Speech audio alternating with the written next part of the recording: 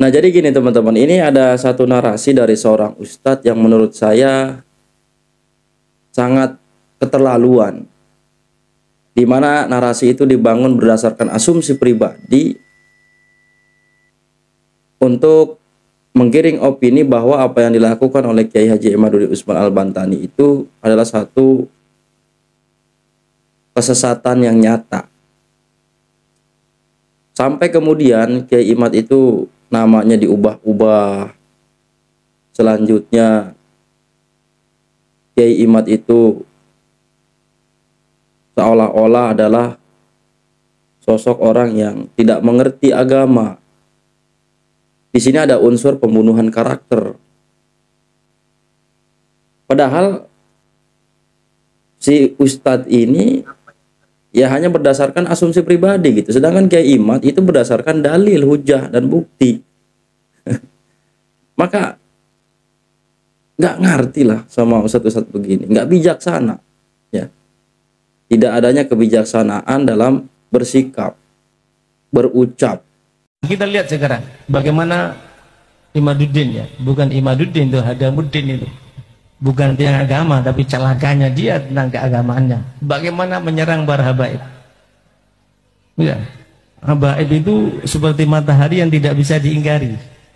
Dari generasi ke generasi mereka keturunannya, apalagi dari Imam Ali Zainal Abidin, Sayyidina Husain, bahkan juga dari Ahmad bin Isa al-Muhajirin yang pindah dari Irak ke Hadramut, demikian juga Habib Ubaidillah yang namanya Abdullah tapi merubah diri. Dia mengatakan tidak pantas saya mengatakan Abdullah, tapi dirubah diri menjadi Ubaidillah yang dihujat habis sama Imad itu. Waliyadzubillah, itu adalah upaya setan dan dajjal untuk menjauhkan kita daripada habaib. Kalau kita sudah jauh daripada habaib, jauh daripada aulia, habis kita. Dan beliau mengatakan generasi kita juga dirusak. Mereka merancang untuk merusak generasi kita. Agar apa? Agar kita berpecah belah. Generasi demi generasi. Sejarah pun dirusak. Ya, sekarang Imad yang tanpa ilmu itu berani ngomong yang walaupun dengan kebodohannya, ya. Dulu Imad itu pernah menyampaikan hadis yang mengatakan barang siapa yang tidak percaya habaib antara 3 perkara. Saya tidak akan bacakan hadisnya. Saya pernah buat konten sama Waladi Ahmad itu. Dia nonton sampai 50.000, yang komentar ribuan. Yang menghujat saya habis-habisan, dikatakan budaknya zaman gitu.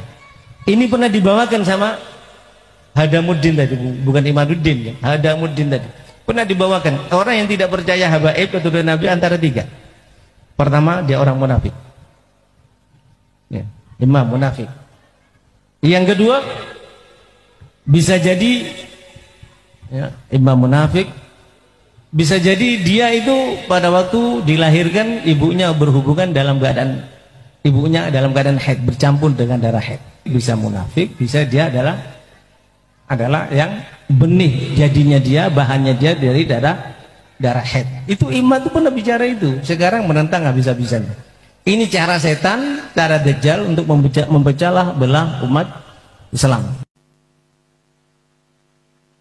Padahal seharusnya saya pikir sebagai tokoh agama, sebagai seorang ustadz itu, bila mana ada sesuatu yang menurut dia itu baru gitu, sesuatu itu tidak sejalan dengan pemahamannya, daripada menentukan sikap, lebih baik tahan dulu, ya kan, menentukan sikap sedangkan belum tahu. Apa karena mungkin dilihat Kiai Imad itu selama ini belum dikenal gitu kan di publik, seakan-akan keulamaannya itu ya nggak ada apa-apanya. Karena kita juga paham bahwa hari ini kalau nggak punya personal branding di media sosial itu ya sulit memang. Kan kita tahu ya Imad itu memang sebelumnya nggak pernah nampak, nggak pernah muncul di media sosial, tiba-tiba kemudian menggegerkan publik, menggetarkan dunia persilatan gitu kan, dengan merungkatkan nasab Alwi dengan penelitiannya. Nah, ini standar-standar yang seperti ini yang saya maksud cilaka. Ketika kita tidak mau mengakui satu fan keilmuan dari seseorang. Satu-satunya saya perhatikan di awal-awal polemik nasab itu, tokoh karismatik, tokoh ulama yang ucapannya itu mengandung isyarat, yaitu Buya SAS, Said Akil Siraj. Beliau mengatakan, mengakui saya bukan ahli nasab, ya, tapi sampai kemudian beliau mengatakan bahwa saya mendukung dan Kiai Imad itu sebagai seorang mujtahid. Di sini isyarat, artinya kenapa sih sulit sekali untuk mengakui satu fan keilmuan seseorang hanya lantaran orang itu tidak pernah dikenal sebelumnya. Sedangkan beliau walaupun tidak pernah dikenal sebelumnya, Kiai Haji Imad itu melakukan itu dan mengutarakan apa yang beliau telah ketahui itu berdasarkan keilmuan gitu. Jadi bisa jadi kiai-kiai yang saat ini ya kayak Uwas, kemudian Uya Yahya, Gus Naji, dan yang lain. Saya akui alim, orang yang berilmu. Tapi mungkin kalau saya pribadi, dalam perspektif disiplin ilmu nasab, maka ya Kiai Imad. Dan jangan kemudian kita menganggap atau mengartikan hanya lantaran Kiai Imad itu lebih unggul di dalam satu disiplin keilmuan, yaitu ilmu nasab, kita menganggap seperti Uwas, dan yang lainnya itu lebih rendah. Enggak kayak gitu konsepnya. Lawang Imam Syafi'i itu kurang bagaimana ilmunya. Tapi kalau berbicara soal tauhid, beliau juga taklid kepada Imam Asy'ari, kan seperti itu. Artinya memang ada spesialisnya masing-masing. Kita jangan menutup hati atas kelebihan seseorang. Ya Kiai Imad itu memang bidangnya di ilmu nasab itu karena beliau meneliti. Nah, yang membantah sampai kemudian menyudutkan Kiai Imad sampai membunuh karakter beliau, itu kan hanya berdasarkan asumsi pribadi, tanpa bukti, tanpa dalil, tanpa hujah. Ya seperti inilah yang kita itu sebagai orang awam kemudian melihatnya sebagai lelucon. Bahwa Habib itu cucu Nabi. Saya menantang Uwas untuk memberikan dalil. Hei Imaduddin Usman, ini dalil Habib cucu Nabi. Ini sahih. Selama ini tidak ada. Saya tidak pernah lihat dia mengutip kitab tentang ilmu nasab. Dia hanya apa yang dia tahu selama ini. Nah, ini menutup jamaahnya untuk cerdas. Jamaahnya Uwas ini kan bukan jamaah NU. Dia memang dalam amaliyah mungkin mirip dengan NU, tetapi dia dalam cara pandang keagamaan harokah itu tidak sama dengan NU.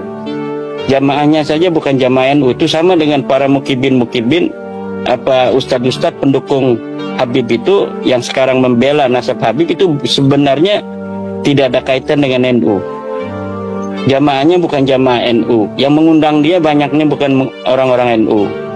Walaupun dia mengatasnamakan NU seperti Ustadz Wafi, Ustadz Idrus Ramli, tetapi tidak ada kaitan dengan bagaimana perjuangan ke-NU-an. Bahkan ketika NU di dalam sebuah muktamar kemudian memutuskan suatu hal tentang paham keagamaan, mereka ini yang paling getol untuk menolak. Ustadz Lutfi Basori, Ustadz Idrus Ramli, dan wa akhwatihim itu mereka lah orang-orang yang menolak pandangan-pandangan NU dalam kenegaraan misalnya, di dalam berbagai macam pandangannya terhadap khilafah misalnya. NU menolak khilafah. Ustadz Abdul Somad ini pendukung khilafah. NU menolak FPI. Gus Naji mendukung FPI.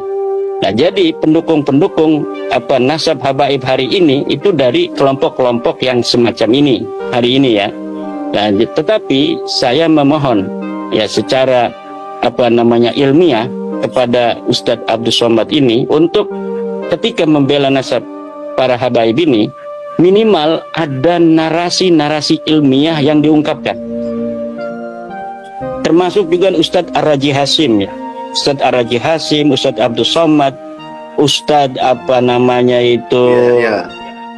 Yahya, ya Buya itu kan marketing aja itu kan. Lah ini tolong ada dalilnya. Jangan jadikan masyarakat bodoh hanya untuk bertaklid. Sementara Allah melarang kita untuk bertaklid. Wala taqfu ma laisa laka bihi ilmun. Jangan engkau ikuti sesuatu yang kamu tidak ada dalil di sana. Coba, gimana nggak mencerdaskan ya Imat? Masa sih kita dipaksa untuk percaya kepada sesuatu yang nggak ada dasarnya, nggak ada dalilnya, nggak ada buktinya, dan kita mau gitu? Ya Allah. Dan dari sini kita paham bahwa banyak tokoh yang selalu mengatakan bahwa dirinya adalah NU, tapi justru tidak mendukung ke-NU-an dalam pandangannya di kebangsaan. Ketika mengeluarkan suatu pandangan tentang paham keagamaan, ngaku NU, tapi getol membantah pandangan itu. Nah, di sini juga saya pribadi tercerahkan. Selama ini yang menjadi saya bingung. Sampai kemudian saya ikut yang namanya NU garis lurus. Padahal sejak kapan NU itu bergaris, kan seperti itu.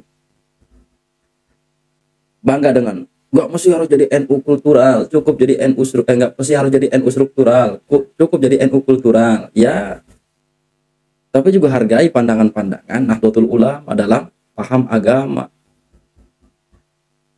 Nah, itu kan udah hasil musyawarah juga kalau memang NU, kan seperti itu.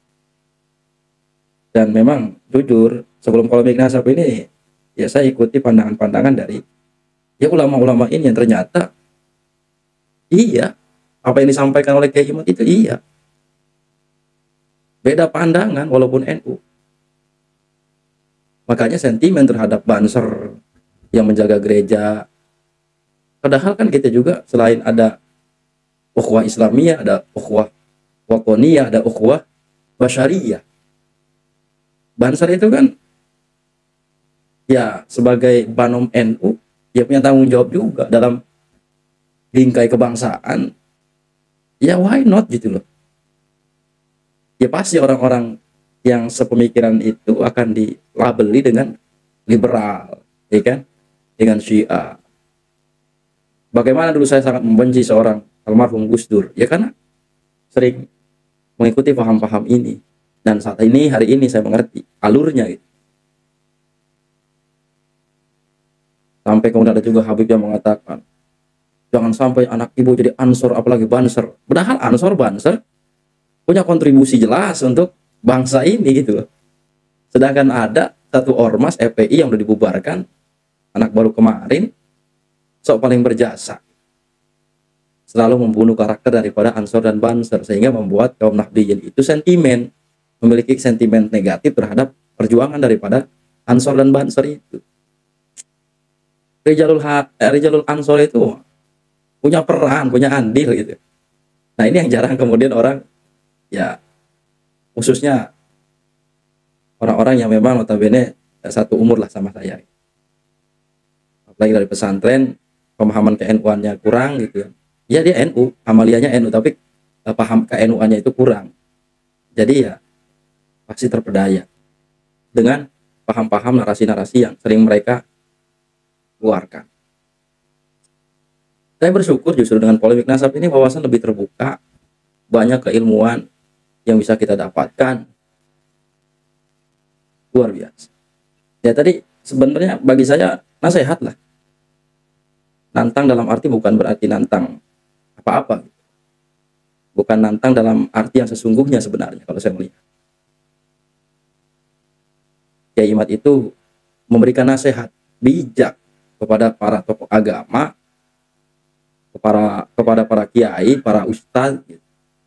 Tolong berikan pencerahan kepada umat dengan menyertakan dalil. Salahnya di mana? Jangan hanya berdasarkan asumsi pribadi dan katanya. Salahnya di mana? Ya, sampai di sini teman-teman. Terus kita kawal ulama Nusantara dalam mencerdaskan kehidupan bangsa. Kita kawal dalam rangka memurnikan nasab baginda yang mulia. Dan mari sama-sama kita jaga keutuhan daripada kedaulatan bangsa kita, negara kita, NKRI, harga mati.